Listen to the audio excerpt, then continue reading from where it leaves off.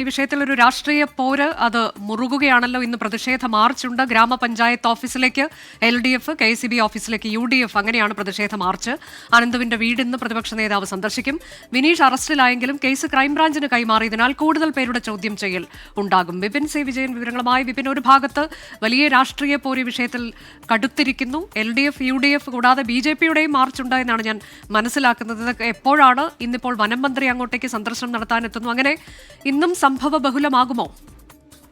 അതെ, ഈ തിരഞ്ഞെടുപ്പ് കാലമായതുകൊണ്ട് തന്നെ ഈ വിഷയം വലിയ രീതിയിൽ തന്നെ രാഷ്ട്രീയ പോരിന് ഒരു കളമായിരിക്കുകയാണ്.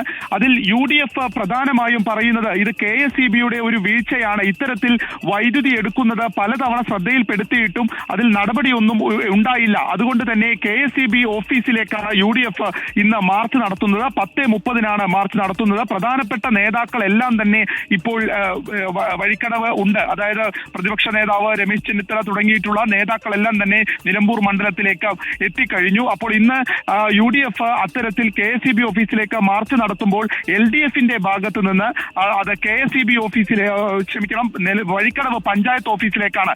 UDF ആണ് വഴിക്കടവ് ഭരിക്കുന്നത്.